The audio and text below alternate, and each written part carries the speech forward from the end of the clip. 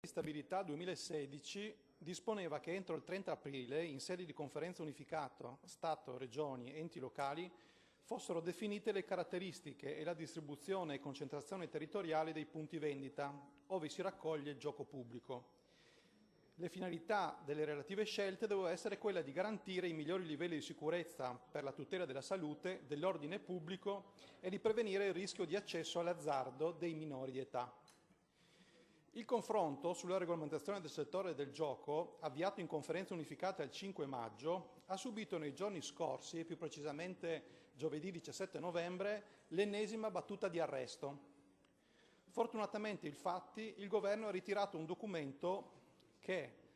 secondo molti amministratori locali, presentava elementi non solo irricevibili, ma addirittura sconcertanti. L'unica cosa che è passata è stato il reparto dei fondi per le varie regioni.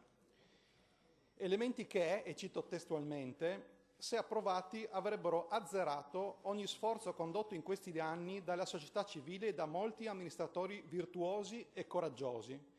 con il rischio di sostituire l'invasione di slot sui territori con l'invasione di casinò di quartiere.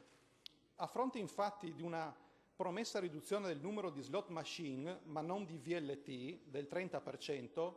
il dispositivo proposto toglieva di fatto ogni potere ai sindaci in tema di distanze, autorizzazioni ed orari di apertura dei nuovi casinò di quartiere, chiamati sibillinamente locali di tipo A, con l'istituzione di oltre 10.000 nuovi mini casinò che creerebbero un nuovo modello di diffusione dell'azzardo direttamente nel cuore di quartieri e città, introducendo persino per tutti i punti giochi un orario minimo, si noti non massimo, di apertura, 10 ore per le AVP, dalle 14 alle 16 ore per le sale scommesse e per le sale bingo. Anticamera, crediamo, dell'apertura 24 su 24 e 7 giorni su 7 di questi centri.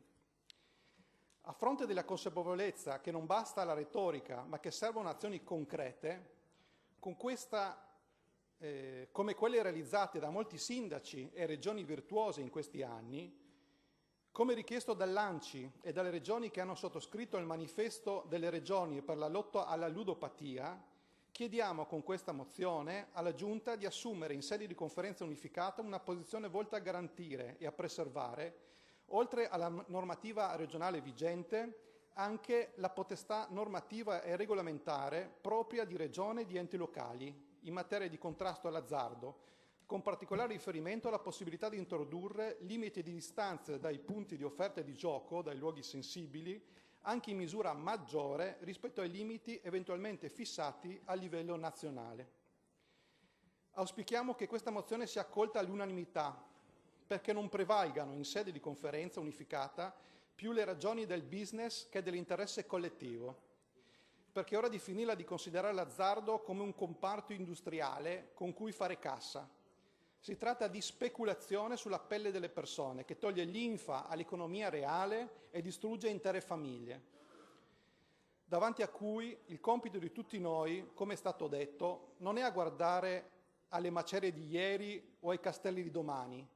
Il compito di tutti è agire sull'oggi, qui, ora, adesso. Grazie.